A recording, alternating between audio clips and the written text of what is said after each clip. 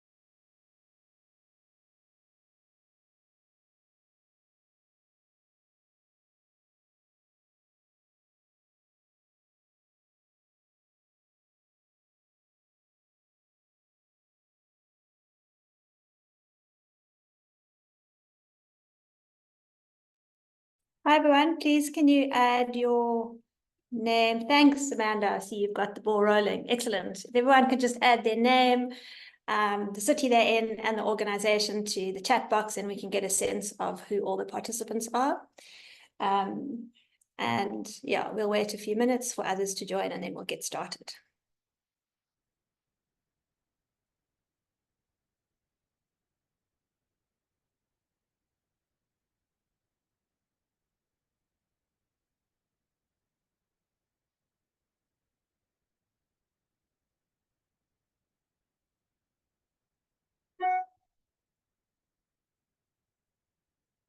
I think while we're waiting, Caylee, do you want to put the Mentimeter up so that people can start answering the question? For those of you that don't know how it works, you just log on to menti.com and put in the password, the passcode, which Caylee's gonna put up, and then just answer a couple of questions.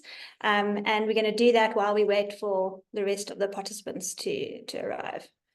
So just go to mentimeter.com, use the access code that's on the screen, and answer the 2 questions.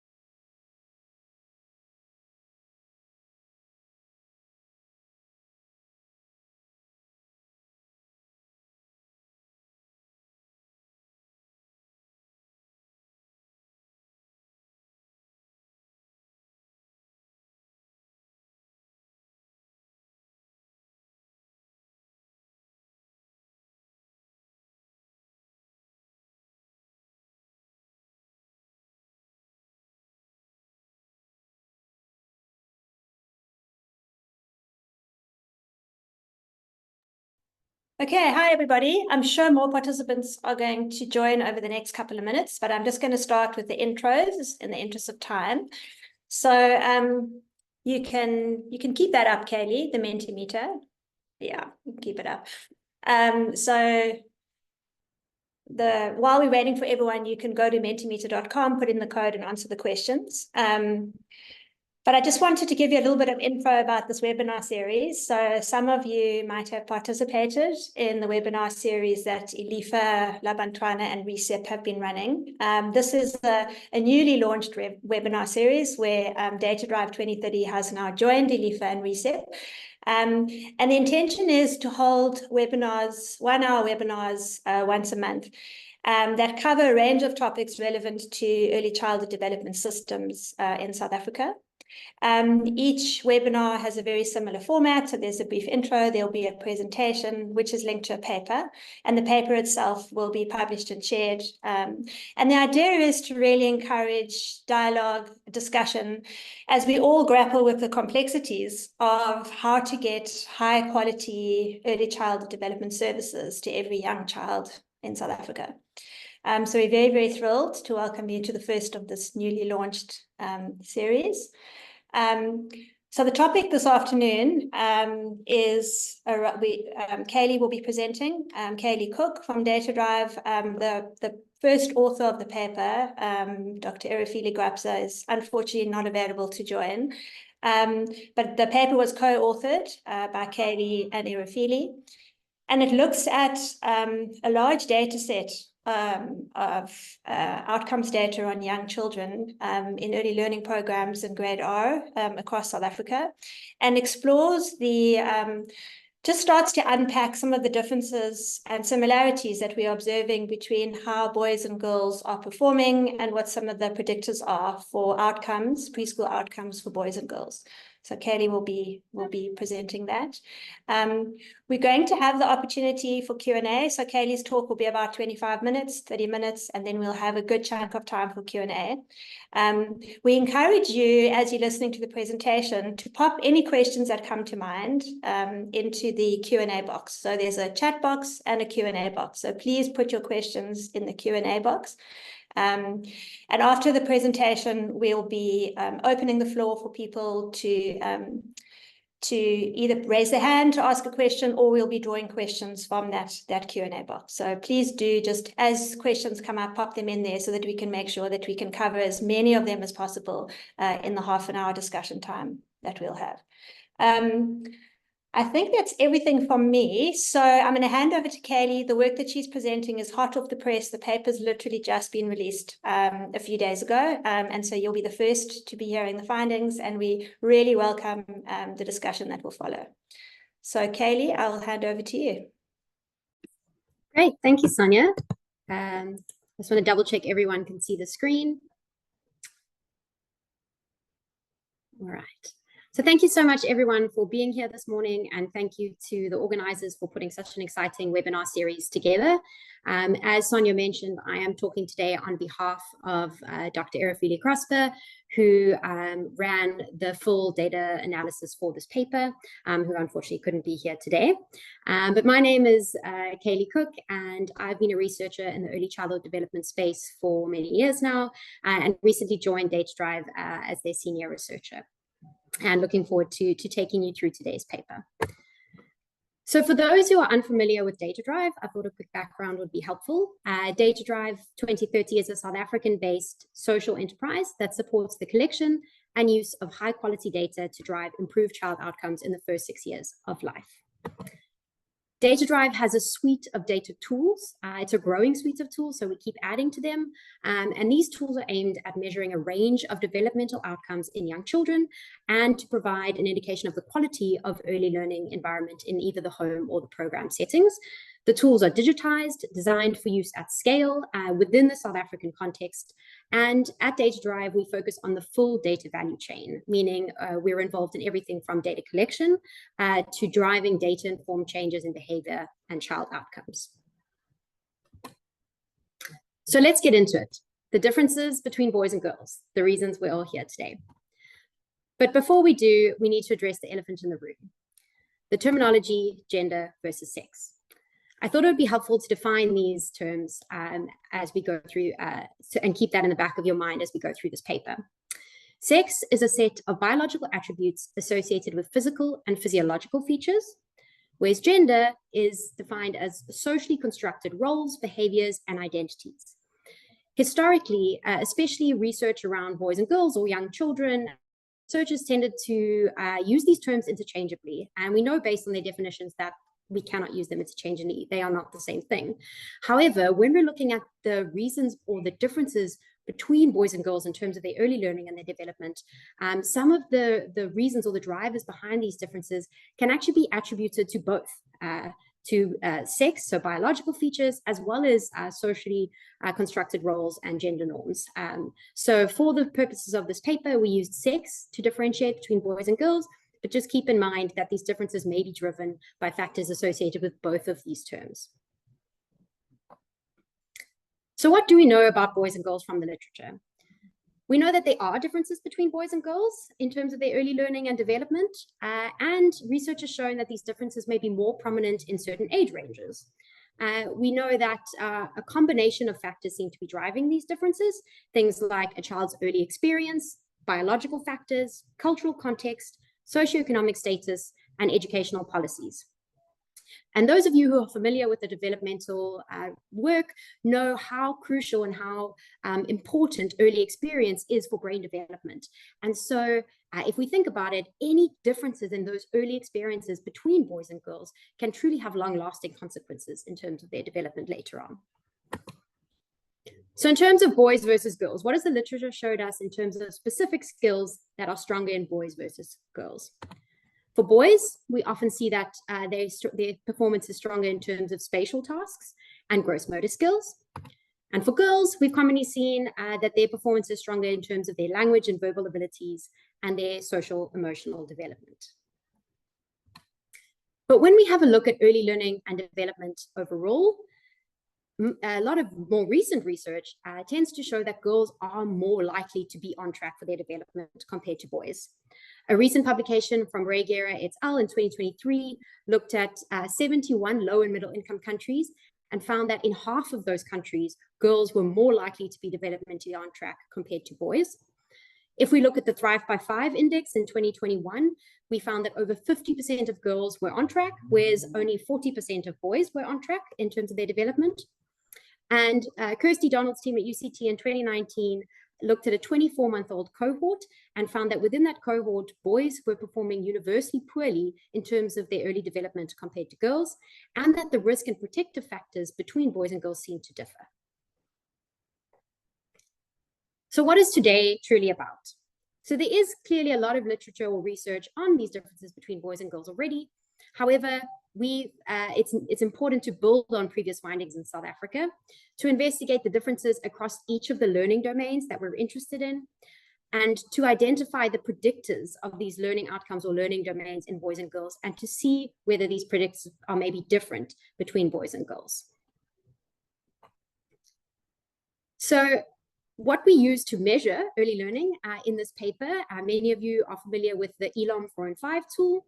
The ELOM 4 and 5 tool is the early learning outcomes measure for 4 and 5-year-olds. It is aligned with the South African early learning curriculum framework, developed and standardized for use with children in 2 age bands, 50 to 59 months and 60 to 69 months. And this ELOM 4 and 5 includes 23 items that are clustered into 5 domains. These early learning domains are gross motor development, fine motor coordination and visual motor integration, emergent numeracy and mathematics, cognition and executive functioning, and emergent literacy and language. So what was the sample that we were looking at in this paper? The sample included a whopping 12,243 children who were aged 50 to 69 months, with just over half of those children being girls. And this sample was pulled from data drives, what we call our mega data set. So this data set includes ELOM 4 and 5 data from 2016 all the way to 2023, and includes a variety of studies, including the ELOM age validation, the Thrive by 5 index, and as well as other projects run through Innovation Edge and Data Drive during that time. This data set is available publicly through Data First. So the variables, what did we look at? As we mentioned, there were 5 domains within the ELOM 4 and 5. This included your gross motor development, fine motor coordination and visual motor integration, emergent numeracy and maths, and cognition and executive function, as well as emergent literacy and language. We also looked at predictive variables, so variables that may be associated with the child's performance in these developmental domains or these early learning outcomes. And these predictors included age. We know that age is very predictive of a child's performance, child's age in months. Socioeconomic status, we know that that's been a predictor that's commonly found in children's early learning. And here we included what we call a socioeconomic status proxy, because it used either the early learning program fee levels or the Department of Basic Education quintile levels. We also included stunting or stunted growth. So a child is moderately or severely stunted if a child's height for age is more than 2 standard deviations below the World Health Organization's growth standards median. And we looked at whether, in terms of the variable, whether a child was either moderately or severely stunted or not stunted. We also looked at program exposure, so whether a child had been exposed to a program for either 1, 2, or 3 years. We also looked at assessor rating score, which is a rating of the child's attentiveness, concentration, diligence, and interest that is completed by the ELOM assessor. So the assessor who does the ELOM 4 and 5 with the child, after that assessment, will then rate the child based on their experience assessing that child in terms of the attentiveness, concentration, diligence, and interest. We also looked at social and emotional functioning, something that we know keeps coming up as a really important factor in early childhood development. And here, social emotional functioning is teacher rated. And we looked at whether a child either met or did not meet the social functioning standard and the emotional functioning standard. So either they met it or they did not meet it. So the analysis, how did we look at these? So number 1 was very simply to compare the average ELOM domain scores between boys and girls using a t-test to look at the differences and Cohen's d to look at the effect sizes. The second, slightly more complex analysis was to compare the predictors of these ELOM domains between boys and girls. So remember the predictor variables I read out earlier. And to do this, we used multiple linear regressions where we did separate regressions for each domain, so each early learning domain, and for each sex, so for boys and girls separately. And in these multiple linear regressions, we controlled for child age, province, and language. So let's get into the results. The average ELOM domain scores between boys and girls. So over here, we can see the boys are in yellow, the yellow bars, and the girls are the blue or green, depending how you see that color. I'm going to say blue from here on out. For these differences in their domain scores for each of the domains, we see that all differences are indeed significant. So boys and girls differed in their scores in each of these domains, and girls scored higher than boys in all the domains except for gross motor development. However, these effect sizes, so when we look at the Cohen's d was less than 0.2, so effect sizes were quite small, but these differences are indeed significant within this really large data set. I'm not going to go through this table, don't worry, but I just thought I'd flag that this is in the paper. So we also looked at the differences between our predictor variables and whether those differed between boys and girls. I'll just pull out a few important features here. We found that girls were on average significantly older than boys. They had significantly higher levels of program exposure. They had a higher rating score and were more likely to meet the social and emotional functioning standard compared to boys. Right, so let's get into the complex analysis. So number 2, just a reminder, multiple linear regressions to compare the predictors of ELOM domains between boys and girls. Okay, socioeconomic status proxy. This graph might look scary, but I'm going to take you through it. And once you understand this graph, all the rest of the graphs will be clear to you as well. So over here, we have on the y-axis the coefficient. So a coefficient indicates the strength of the association or the strength of the relationship between the ELOM domain score and the predictor variable, which in this case is socioeconomic status proxy. The dots in the graph, so if you just look at one of the graphs, you'll see there's dots, there's the blue and the yellow for boys and girls, and these dots represent the average change in ELOM domain score for 1 unit increase in the predictor variable.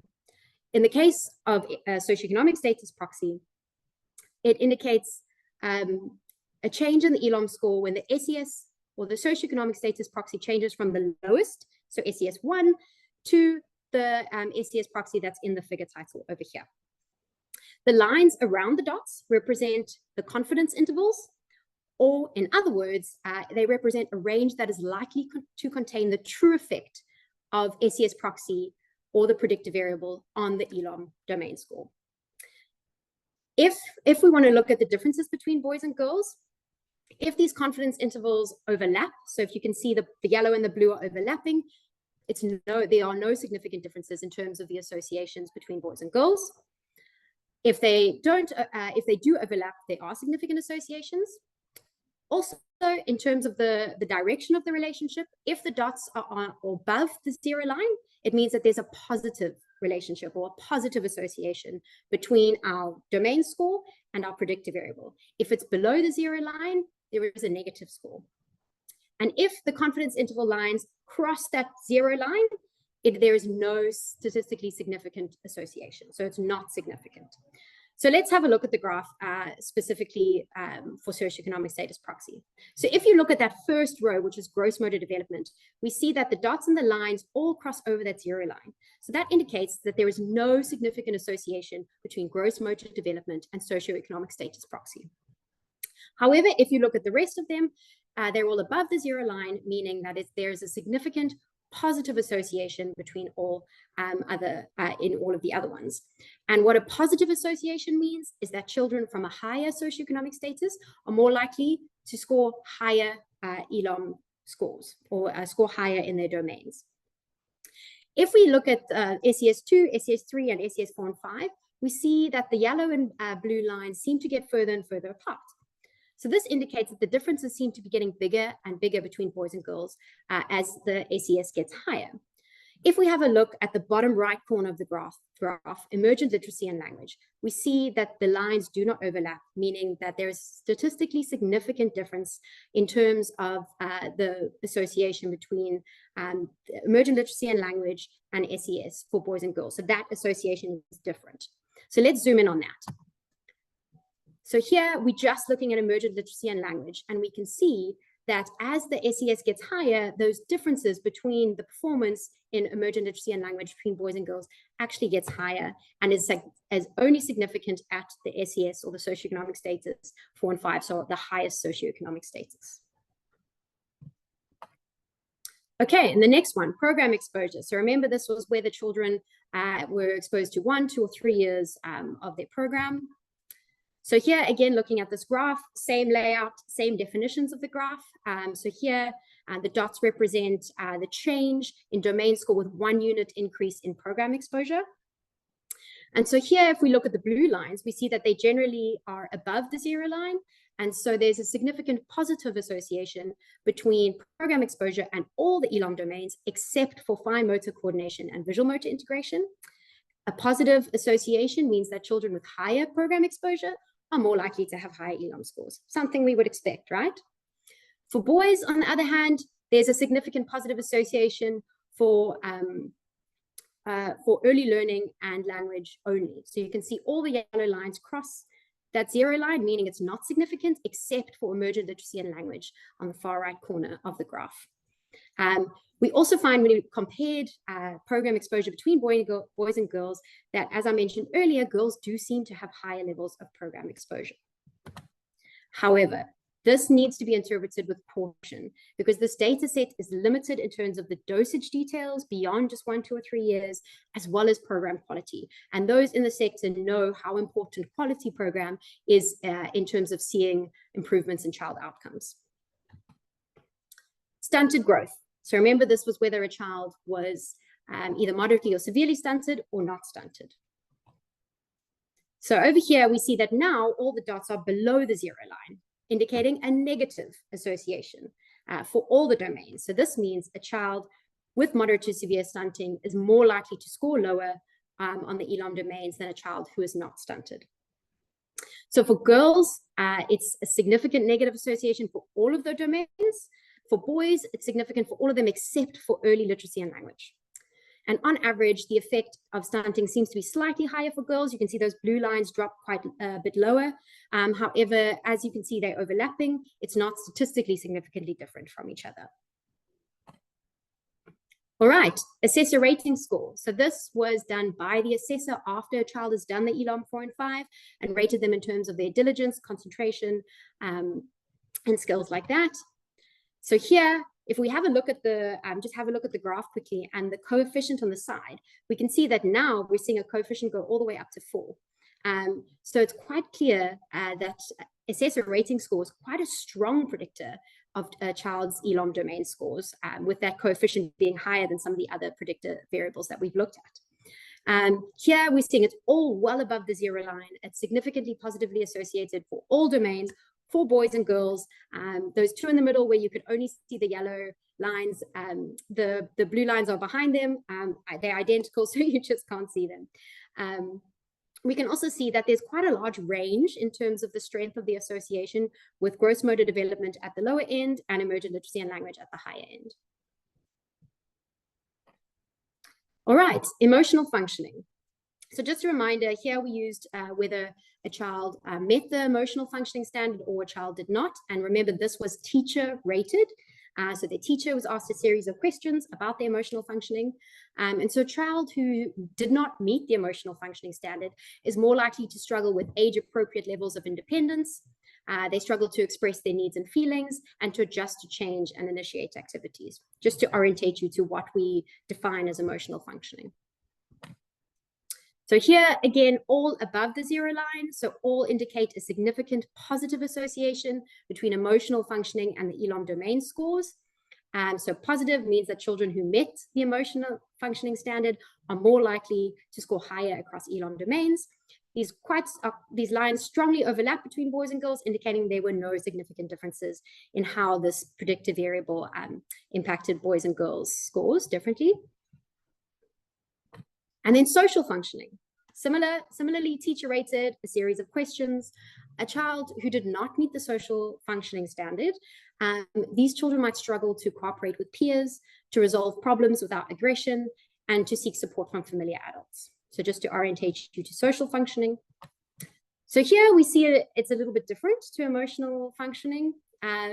For girls, you can see that the blue lines cross that 0 line for all the domains, meaning there was no significant association between social functioning and domain scores for girls at all. For boys, we do see a significant positive association for fine motor coordination, visual motor integration, and cognition and executive functioning. So here, remember, a child who meets the social emotional functioning or the social functioning standard is more likely to then score higher, or a boy is more likely to then score higher on their fine motor coordination, visual motor integration, and cognition and executive functioning. However, also these lines are overlapping in terms of the boys and girls, and so no significant differences between the boys and girls. Just to remind you, yet again, that girls were more likely to meet the social and emotional functioning standards compared to boys.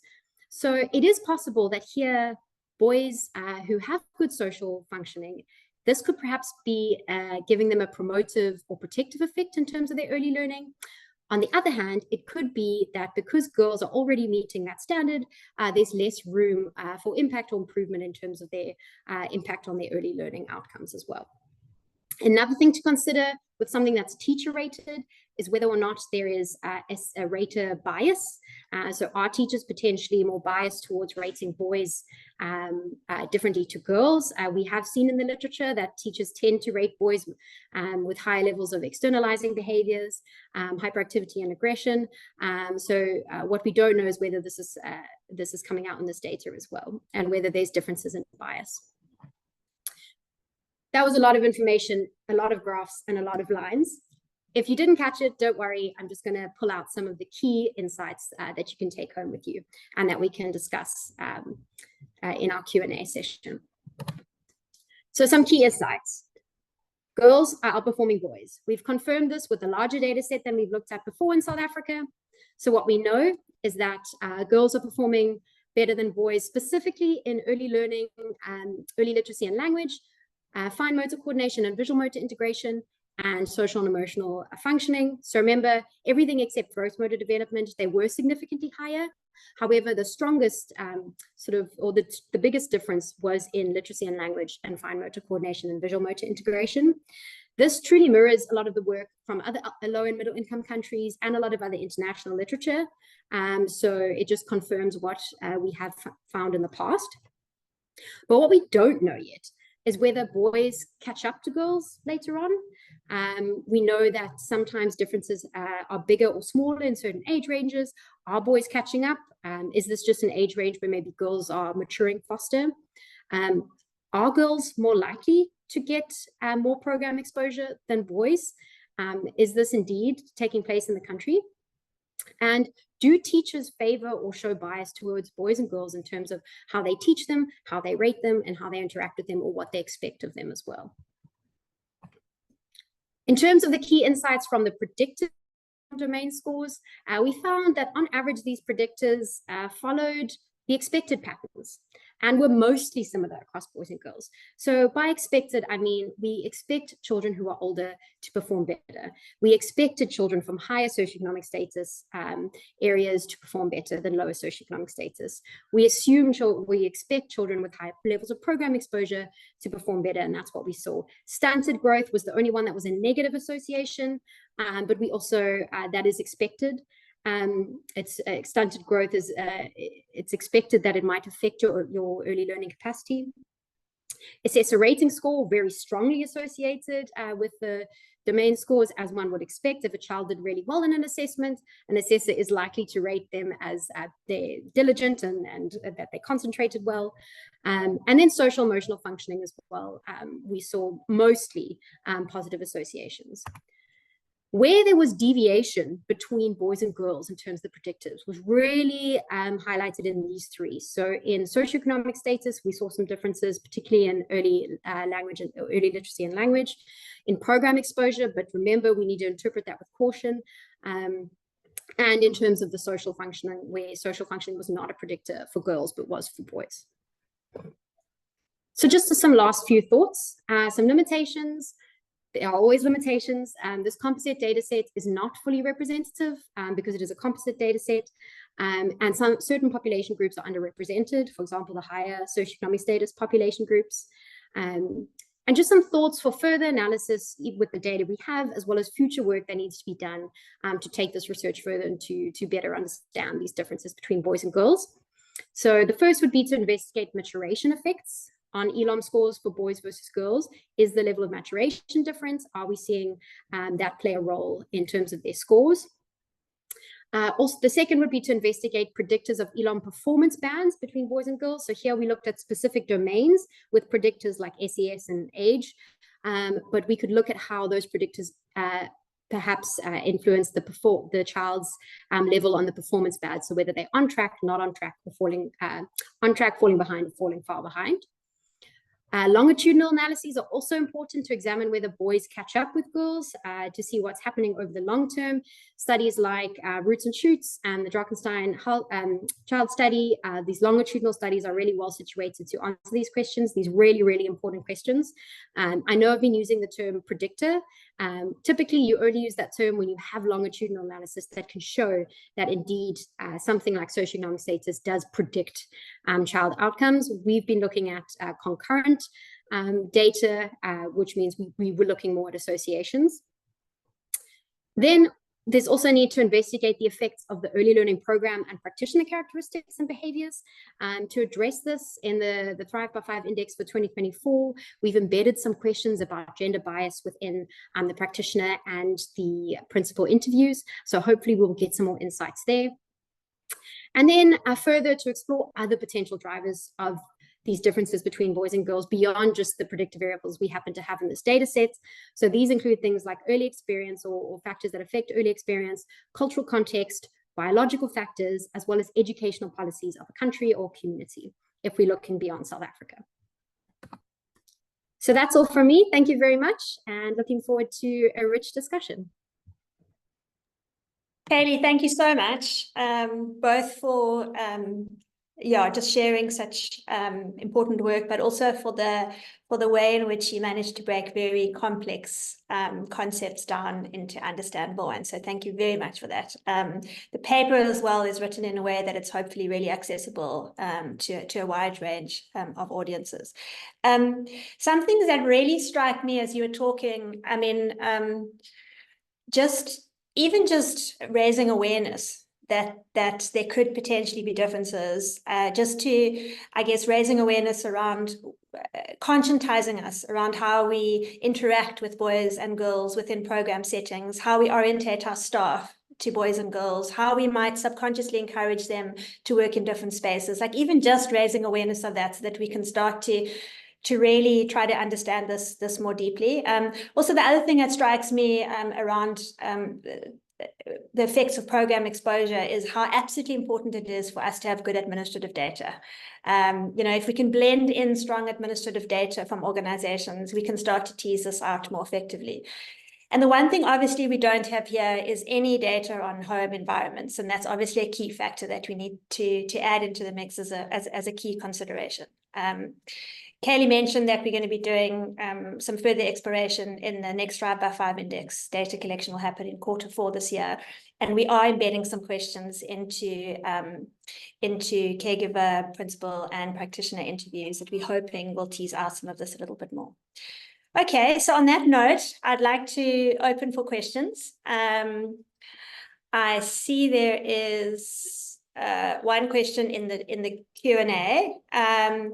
But before I go there, I suppose, is there anyone who would like to ask a question? Please just put your hand up, and then we will unmute you so that you can ask a question. Any questions? Can you see hands? Let me have a look at hands. Tobile, can you see the hands? No, there's no hands at the moment. Okay, Julie. Go ahead, Julie.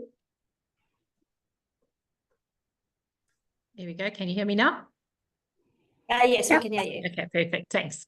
Hi, I just thank you to the presenter and thank you for pulling this information together. I must say that when we got our ELOM results back at the end of last year, we also noticed that there was a big discrepancy between our results for our boys and our girls.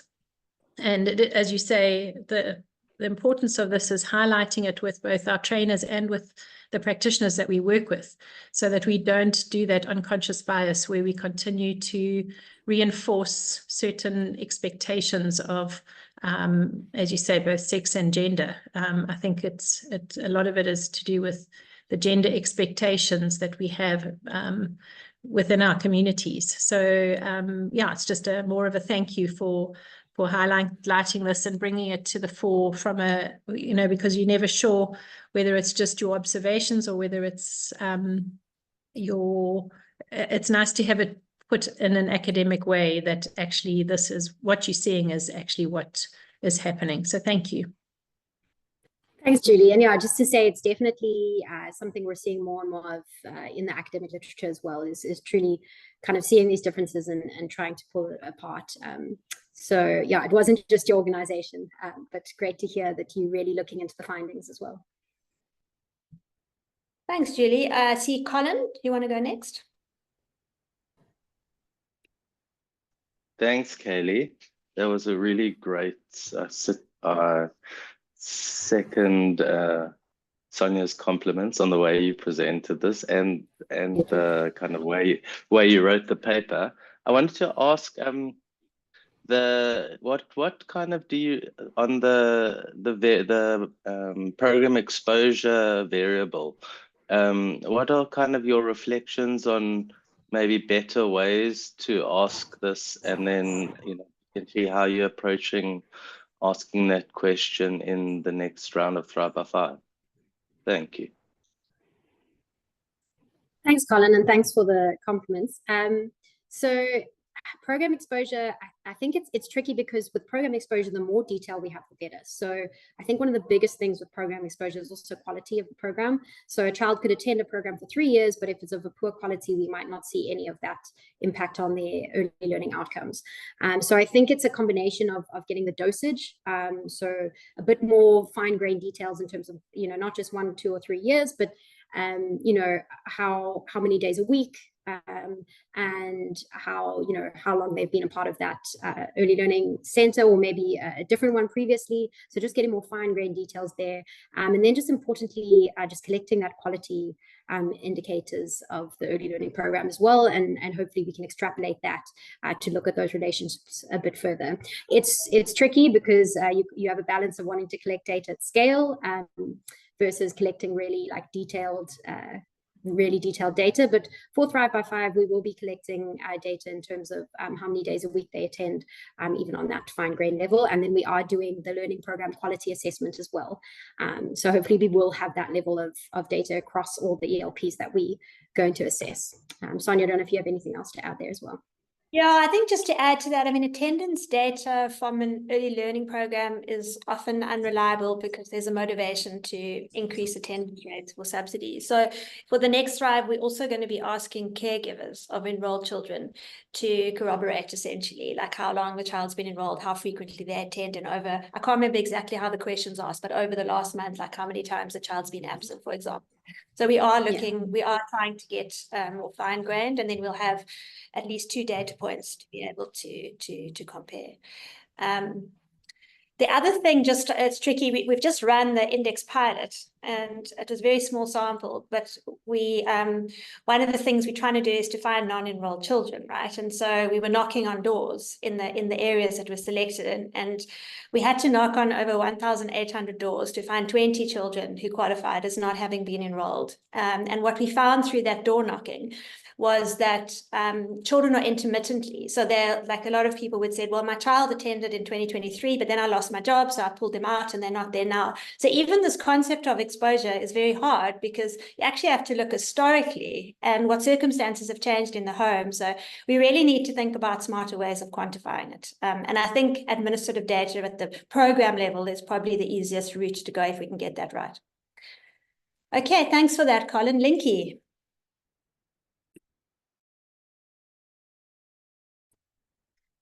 Good morning. Sorry, I joined a little bit late, just a few minutes late.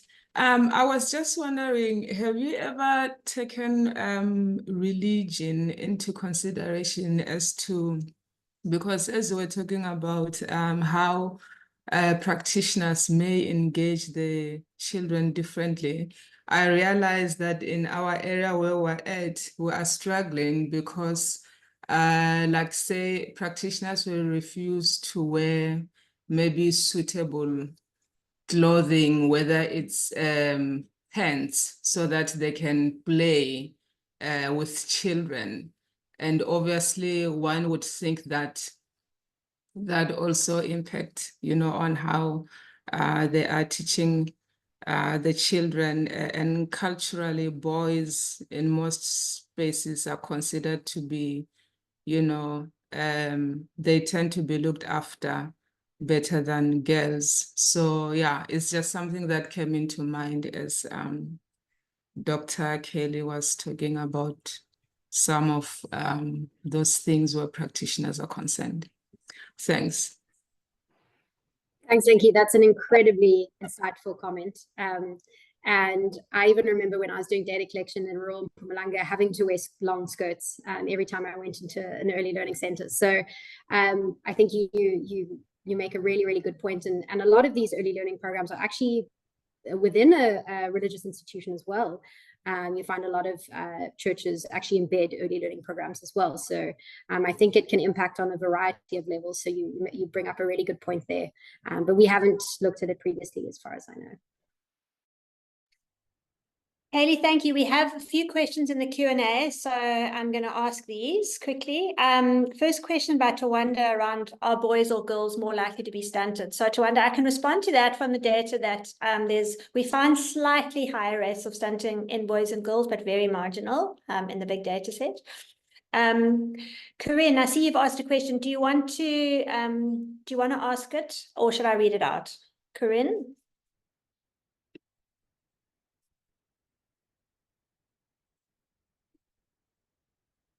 Go ahead. Can you hear me now? Yes, go ahead and ask. Yeah, can hear you. Great, thanks. Okay, so it's more checking whether I'm understanding the data correctly. It looked to me like the girls when in a higher socioeconomic status, their achievement shoots up. So they're more affected by this in a positive way than boys are. And does it mean that girls then have greater potential when they are in higher socioeconomic status and that they could do better? Or what does that mean? That's my one question. And the other question is looking at the impact that social emotional skills have on the cognitive development. So if I remember correctly, it looked like if you have a higher rating social emotionally, you do better in the maths and language cognitive skills, but it doesn't have such a great impact on the motor skills, fine and gross motor. Am I correct there, and why is that?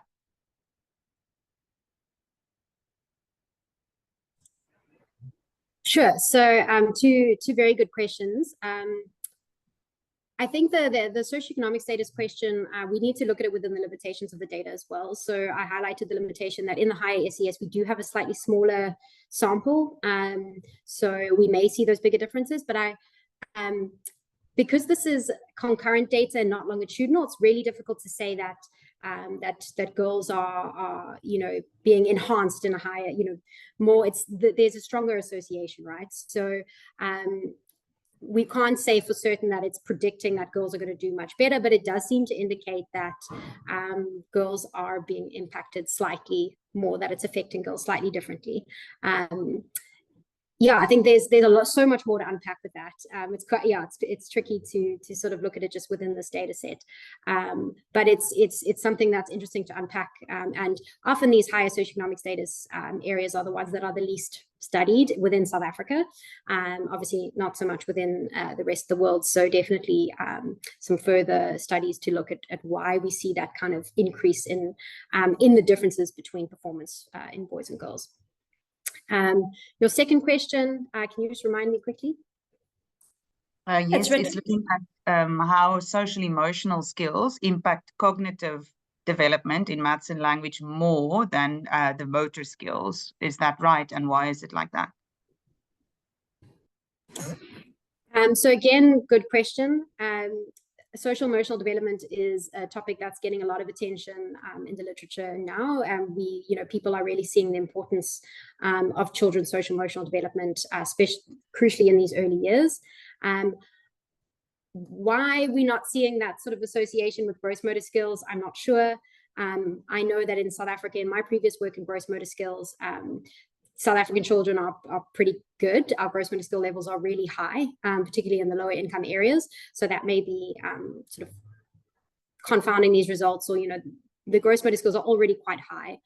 So social emotional development is unlikely to sort of make that much of a difference. I think, if we just think about a child who is who is confident, who is social, who can ask questions confidently, who can do things for themselves, who can express their emotions, they are more likely to function better within the classroom. So it does make sense that if a child can function better in a classroom, that they have a better capacity for learning things like numeracy and literacy as well. So it's more just emotional development is more setting them up to provide the capacity to learn.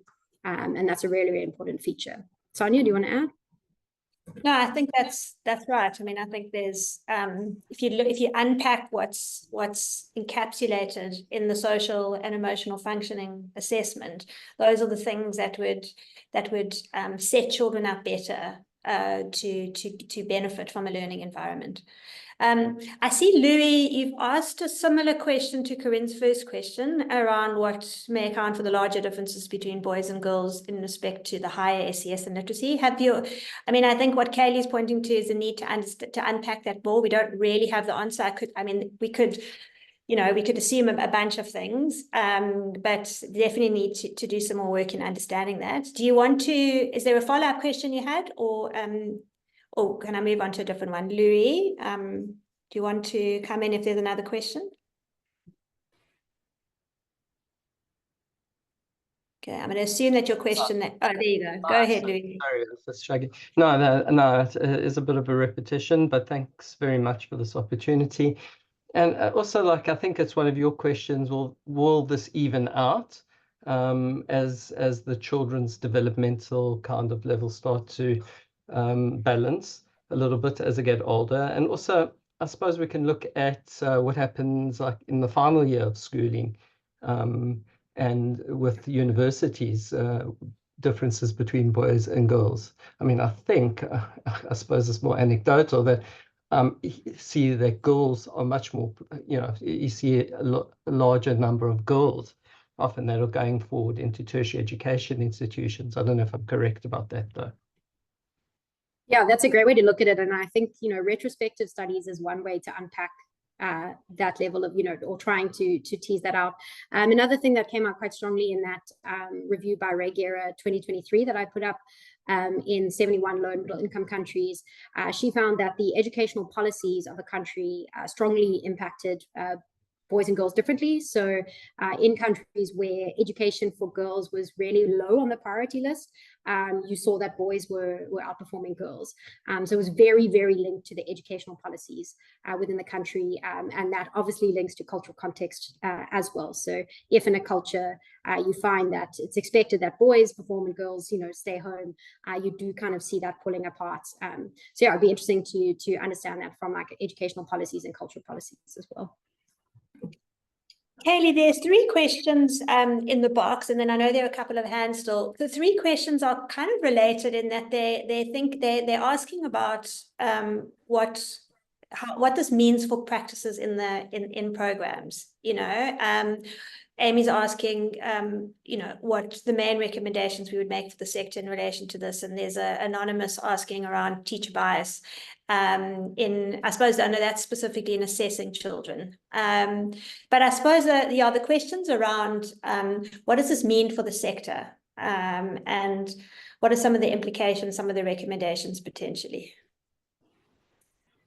Sure. So I think as any researcher will tell you, we need more data, we need more research, but that is the lazy answer. So I mean, I think here it's really to just draw attention to the fact that these differences exist, and to potentially, highlight the need to look into it further down the line as well. As you said, Louis, look at, matric data or even university entry data. So I think it's just truly to create an awareness. And then within, as was brought up already, I think by Julie, within the early learning programs themselves, within homes, to just, create awareness of these implicit gender biases we might have, that teachers might have or that parents might have, and ways that we can look at addressing that, and ways that we look at aspirations for boys versus girls differently as well. Sonia, do you want to add?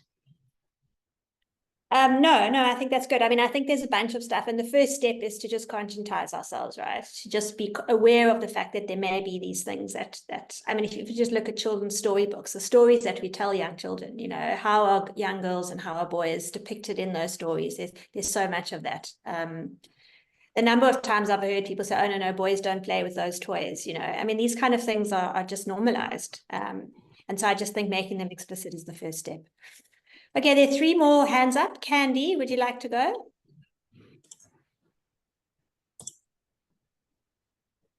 Go ahead, Candy. Tobile, can you unmute, Candy? I think that's unmuted now. Thank you. Thank you for an amazing presentation, and yeah, really well presented and nice. It was very helpful. I had a couple of questions. The first was just around the longitudinal aspect, and forgive me not being familiar with the in-depth detail of how you collect the data. Do I understand correctly that you don't have identifiers for the kids that are measured? So is it kind of anonymized, and is that the reason why you can't do any form of longitudinal analysis? And then I would just like a little bit more information about the whole quality assessment side. If I understood you correctly, you're planning to add would that be like a separate type of survey where you would measure that? And I'm just trying to think whether there are any other players in the space who are doing some kind of quality assessment that one could utilize that data, or even maybe training accreditation of the ELPs. So those were 2 questions. And then just based on that recent question around the biases, I was just wondering, and thinking back to the COVID vaccination program, when we were looking at the kind of people that would be anti-vaxxers and different attitudes to vaccination. And what was quite helpful there in segmenting the population in terms of communication strategies and how you might intervene was to kind of group the demographic into different buckets of why they felt a particular way. And you had, some people who just, you would never change their mind, and other people who were just fearful, and then other people who needed more information. It's kind of different categories of people. And I'm just wondering if when you do that caregiver kind of data collection, that perhaps one can identify some sort of those biases. I'm not exactly sure how you would measure that or what questions you would ask, but just to think if it's maybe rooted in a sort of paradigm or worldview in different groups, which would quite possibly be linked to culture, racial groupings, that sort of thing, in terms of how they view those aspirations for their children. And that might give some insight. Thank you. Caylee, before you respond, there's 2 more hands up, so I'm just going to quickly take those 2 questions, and then we'll just you can do a round of response to all of those, if that's okay. I need a pen then. I've written them down as well, so I can always remind you. Annalise, do you want to quickly just share your question? If you can limit it to 1, please, for time, and then Shelley will hand over to you finally. Go ahead, Annalise. Yeah, sure. Thank you so much for the insightful data. So my angle is slightly different. I was just wondering whether you've started conversations with training institutions. So I know that, as you've mentioned, you've still got a lot of information or data to collect. Thankfully, you've started. So I was just wondering, whether you've started conversations with training institutions, but also not just about the data, but also about the how they can address these possible bias issues in the classrooms and preschools. Thank you. Thanks, Annalise. That's a great suggestion in terms of the way forward. Shelley. Hi, thanks so much for the brilliant presentation and for making it so accessible. Just 2 points. To add it to the list of how we look at this going forward, I just thought to think through looking at girls and boys' responses to intervention. So in a recent study I've been involved in, gender didn't come out or sex didn't come out as a significant predictive variable. We'd included home learning environment, teacher quality, the intervention. So boys and girls weren't benefiting differently. So we looked at change over time on ELOM total, and the only domain was gross motor development, where girls improved more. So, I mean, as much as there are differences in these variables, I mean, in gender across some of these measures, I just wonder to what extent that impacts on children's capacity to benefit from interventions, and to what extent some of these interventions can help level those differences. So that was just something to add to the mix in terms of understanding this better. And then just to also mention the a recent study, it seems to be, particularly for language and literacy, that the differences are getting bigger as children go through school. I mean, I'm not saying that categorically, but in the differences we found in a pre-grade R sample were very minimal. In a grade R sample in a recent Gauteng project, there were very, very big differences between beginning and end of grade R. And obviously, as we go higher up, EGRS and the EGRA studies, those differences are really big as children are being tested on reading later on. So I'm just wondering to what extent looking over time also can help us understand better how these gender differences play out. Shelley, thank you. I think that would be a really, really good exercise, actually, to look at all these other data points through the education system and look at whether that expanding gap continues, and under what circumstances it can be closed. Okay, so Caylee, you've got 2 minutes to answer the I think it's 3 remaining questions. Go ahead. Okay. So firstly, longitudinal analysis. Unfortunately, to do longitudinal work, it's really expensive and long. So you've got to wait for the children to grow up. So Candy, in terms of why we're not doing that, there are some researchers that are doing it. So for example, Roots and Shoots, but following up with children 2 years later, as you can imagine, people change cell phone numbers, people change addresses, people move. So longitudinal analysis, incredibly important, incredibly difficult, and very expensive. But Shelley's and Louis even recommending sort of maybe a look at what data we do have available, and not maybe per child, but look kind of at a population level what's happening. LPQA, I'll just see on our website, you can actually have a look at the learning program quality tool that we have at DataDrive. There are quite a few tools out there, but because I have 2 minutes, I'd say go onto our website. Maybe Liz, if you could pop the link in the chat to LPQA specifically, you could have a look at how quality can be measured in a classroom. In terms of gender bias, I think Sonia is a bit better sort of positioned to answer those questions, so I'll leave that for her.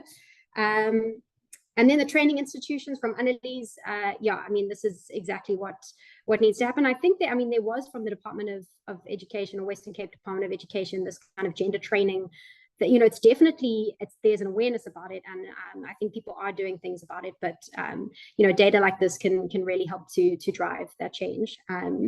And then Shelley, again, really important points. As I said, I think your idea of kind of looking at what data we have available over time, and then increasingly important looking at whether the effective interventions differ between boys and girls and what factors might be influencing that. I think it's really tricky to look at 2 points or a predictor on one variable when a child is in a complex environment within their community, within their family, and within South Africa. There's just so many things that are impacting, or potentially impacting a child's performance.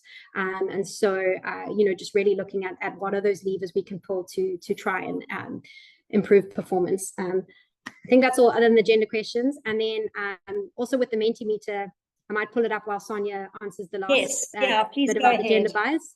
But let's check our own biases as a group. I'm just going to actually close out because I see we've got 1 minute left. I think this is lots of rich discussion we could continue to have, and please feel free to email us if you have further questions or thoughts. In particular, if you have thoughts around how this information might be usefully integrated, for example, into training and other processes. So what you're seeing on the screen is how how the group answered the questions. First words that come to mind, first words that come for girls. There you have it, girls. So just to wrap up on the next one, so the next webinar is going to be held in a month's time, and you'll receive an email invitation with all the details. It's going to be on the 3rd of July, follow a very similar format. Jessel and Kika Mystery and Gabrielle Wills will be presenting their work on cost, compliance and user fees in the early childhood care and education sector. This is also using data from the Thrive by 5 Index, which is one of the data sources that Caylee just presented, and then also data from the 2021 ECD census and baseline audit. And that also used the LPQA, which is the tool that Caylee has just spoken about now. So there will be a nice relationship between these.